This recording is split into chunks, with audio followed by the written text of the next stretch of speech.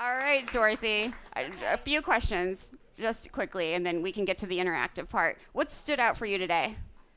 Well, I think what stood out is that there was actually quite a bit of talk about habits and how companies can build habits, how influencers build habits. I think that, there's a lot of work to do, but I'm absolutely amazed with all of the speakers. I think it was an incredible lineup. I think that it was a really nice transition between kind of influencers, trendsetters, into habits, into politics, into writers. Right. So I think it was a really nice journey that we all took together through these sessions. So I think we can both be really proud of our event that we held today. We did it. Yeah, we did it. We talked about this for a long time about how do we actually shape and shift trends and habits to really lean into a better food future. And I think there's a lot more we can do in that space. I think there's a lot of challenges in behavior change, and there's a lot of different models. But the one that I really like to talk about is really around innovation and working with early adopters, and then moving into enabling the environment that lets people kind of take on that new habit, and then making sure that we create that culture. I think food culture was talked about a little bit, but it's really interesting how slowly food culture changes. Right. And I think we can all do kind of a little bit more to push and shift that in our homes, in our communities, and of course within our sphere of influence. Absolutely. So we have about 14 minutes for an interactive session. I love this part. I know you love to talk to the audience. Yeah. So over to you. I love this part. Okay. So the question is, does anybody remember the question? Do you guys want to stand up for a second? Are you okay? Maybe stand up. If you need to stand up, but don't go anywhere. Just take a little stretch, and I'm going to ask you the question. What habits are you going to help build in your home, community, and sphere of influence? And just to give you a couple, so I, of course, work for Unilever and have for quite some time in a variety of different roles. And I'll share a couple of examples of things that we have done. One that I'm personally very proud of is the program that we did, I think it was, 2018, maybe 2017, where we worked with women in Nigeria to help them increase the amount of iron that they had in everyday meals through pumpkin leaves and iron-fortified Knorr cubes. And it was together with a song and a dance. If you stay long enough, maybe I'll teach you the dance. And that was really fun. And we actually did that together with the university in Nigeria and saw significant behavior change. So that's an example of utilizing our sphere of influence with one of these big brands to change behaviors. Another one you might remember is the Make Taste Not Waste campaign, which was Hellman's campaign for quite some years around getting people to make taste not waste, so decreasing in-home food waste. So I'm like looking at you guys to see if you want to raise your hand and tell me something. So I want you to don't just tell us anything though, okay? This is always like people are like, okay, I've been waiting for my second. But tell us what habit you're going to shape and shift for a better food future. Why don't you stand up with me? Hi. Give me a now break. that since we're in New York and it's New York Climate Week, now that we finally have residential pickup of compost, I just am talking to everyone in my life about organics and separating them and why it actually is better and worth doing. So I think that's something we can all do. Great. Good awesome. one. Great example. That's great. Round of applause. Let's hear another one. I think every individual has a habit that they can change and shift. Hi, I'm a registered dietitian and I have influence in some large-scale food service settings. And so my goal is always to get, especially college students, to eat more fruits and vegetables and kind of shifting what their plate looks like. But my habit for college students, for myself, for all of us, would be to get everyone to eat a fruit or a vegetable at every eating occasion. Oh, I love that. I'm also a registered dietitian. And Eve Turopal, who was up here, works on a lot of those nudges on getting people to eat more fruits and vegetables. So that's a great one. That's one fact that I'm always amazed with is we're always like, oh yeah, education, education, education. Okay, if we all just needed more education, we would all be eating far more vegetables, and hardly anybody eats the amount of vegetables that they should eat every day. So we know that behavior change is further than just education. So I'm happy for anybody to share their learnings in that space as well, in the spaces of behavior change and how to do that. There's someone over here too, but sure. I'm working with a lot of the online groups, like the Buy Nothing groups on Facebook groups in my community, to give away a lot of the extra fruits and vegetables in my backyard that we grow every year, and a lot of the other people in my neighborhoods who also have extra fruits and vegetables that can't consume all of it. So looking to organize that.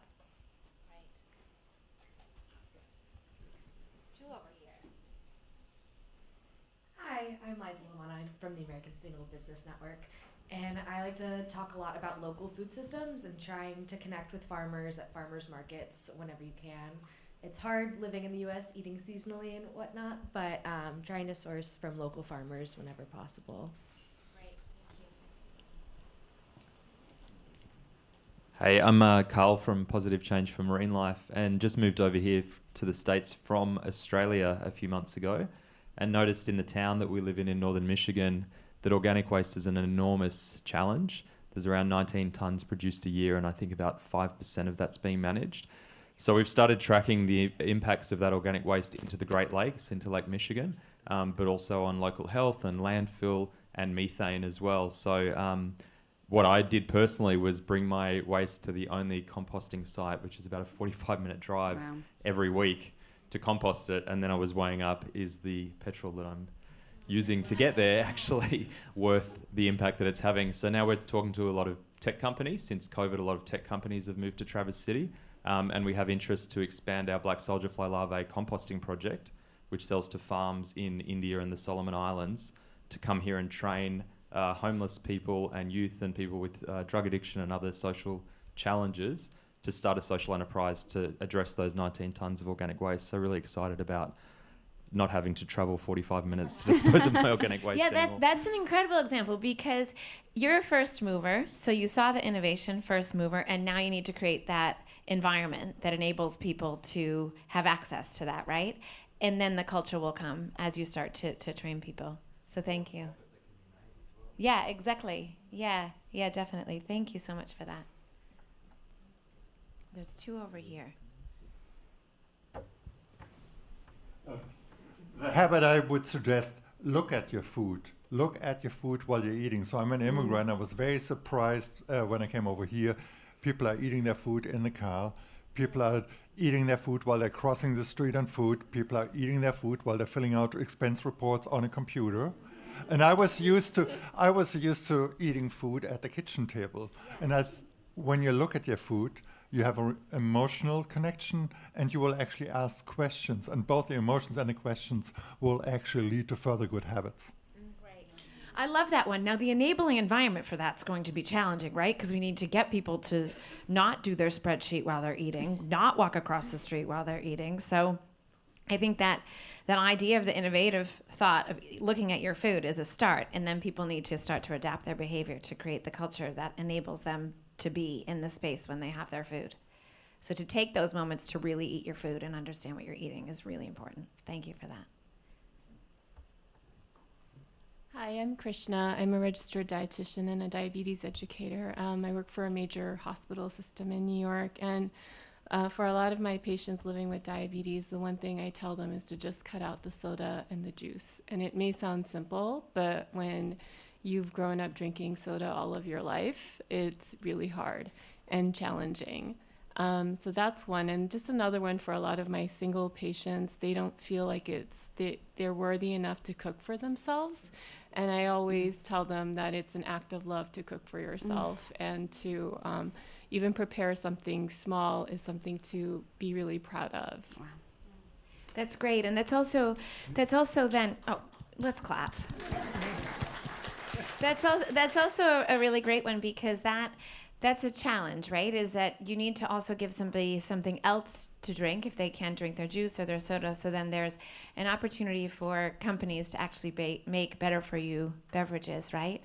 And then also with the second one, there's a lot of work going into really trying to help people make more meals for one, whether that's because they make their own meal and other people in their family like something different, or because there's a lot more households that are one. So hopefully that will be something that companies really lean into. And I know in Unilever we're thinking about that idea as well.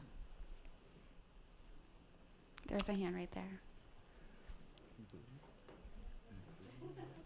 I got it.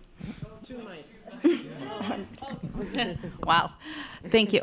I'm Anya. I live in Washington, D.C. And one of the things that I do is I grew up in Poland and spent a lot of time in the countryside where I was really used to kind of walking down areas and finding berries hanging over fences. And so in Washington, D.C., what I do is I actually grow my berries specifically close to the fence because I live between an elementary school and a middle school, and I want kids to have the same experience. And that's proven to be the case. My raspberries, for example, I remember one time my mailman came when they were ripe, and I think he's a man who's always grown up as an urban dweller, and he asked me, "Wow, are these raspberries? Can I try one?" And I said, "Sure, just pluck whatever you want." And when he went to try one, he had to ask me specifically, "How do I do it? Do I take it with the stem? Do I take it like this?" And I realized that was the first time he had ever plucked one from a bush. Thank you. That's really incredible. Yeah, that's a great story. I love that. And I could visually see it as well. So thank you so much for that. And there's Elena. Go ahead. Hi, my name is Marcela. I'm from Brazil.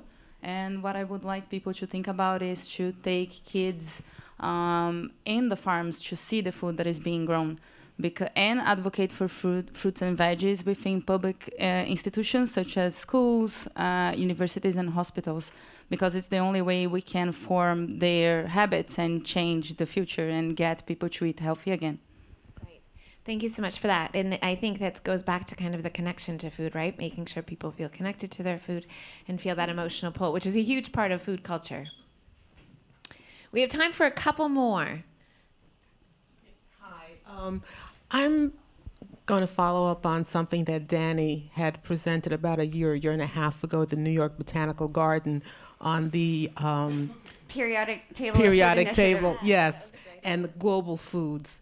And since then, I had gone back, I had returned home and started Googling. So as I'm looking to expand my opportunities for foods. And also, my mom is from the Caribbean. So then I started thinking about, well, what foods are high in potassium or calcium that are from the Caribbean? And now with AI, it's even better. You can find recipes using whether it's plantains, whether it's yuca, whether it's, well, okra is very New Orleans, but beyond the Mediterranean diet, because that was one of the issues. Right. So there are only certain foods that are currently being eaten because of this focus on the Mediterranean diet, whereas worldwide, whether you're from Poland or your parents are from Poland or from Brazil or from India, there are these wonderful foods out there that we're not tapping into. Right. And so I'm finding recipes for some of these products, and it's expanding the palate. So we talked today about expanding the palate, and and it's delicious stuff. I'm gluten-free, and if you're eating real food, it's gluten-free food, and it's been a wonderful experience. I'm not Gen Z, but hopefully this helps the Gen Zers. Oh, I love that. So the habit that you have created and the habit that you're going to bring out into the world even further is variety, right? More variety of foods, looking into your culture, what types of foods we're eating, what types of foods we should eat, right? Exactly. So when I go to a potluck, I'll bring those foods instead of, awesome. Yeah. So then others say, oh, wow, this is good. Fantastic. So you're inspiring that change for others as well. Thank you so much. A couple more. I'm Steve. Among other things, I'm a nut and berry farmer in Wisconsin. And perfect point on expanding the palate. That's a perfect setup for what I want to talk about. One of the berries I grow is called aronia. It's one of the 2 most nutrient-dense berries in the world. So a habit that I'm trying to get people to build is to consume more aronia. It has amazing demonstrated medicinal benefits, neurological benefits, etc.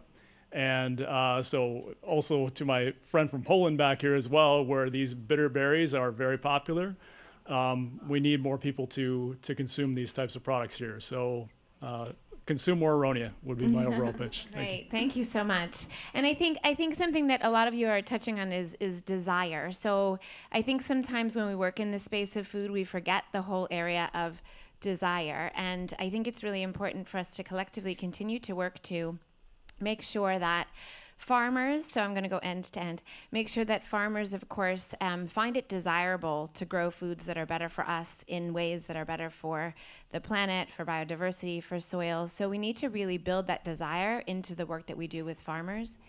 And then on the other side, we have to work harder to build the desire into ourselves and into consumers, into our families, to eat foods that are better for us and are grown in better ways. And then the whole system will change. So then the whole line of all the other actors in the whole line of food will change, and that will naturally happen because that's supply and demand. So as we talk about these wider varieties of different foods and the way that we really go forward, once we really get farmers to want to grow those because they're easier, because they don't use as much water, because they strengthen the soil on their own, when we do that and then we get people to eat them, that's the magic equation. So that's what we all have to really learn to do, is really build that desire in all of the work that we do, continue to have hope, of course, that this is the way forward, and to continue to be really positive about it. I think as being a dietitian, it comes very natural sometimes for people who are dietitians and in the space of food to talk about all the foods that we shouldn't eat and that we should eat less of. And I think we really need to shift that and talk about all the foods that we should eat more of. And over time, the foods that are less good for us and good for the planet might just go away. So I think we have to fill our plates and fill our bellies with wonderful food, and then make sure that abundance is there wherever we can get it. And then hopefully over time, it will be a positive change for people as opposed to feeling neglected from foods. Thank you so much, Dorothy. Building desire and demand, building hope, and building that abundance. I love this. This has been such a great session. I want to thank Dorothy from Unilever for allowing us to do this. Thanks, everybody. Thanks so much for being here.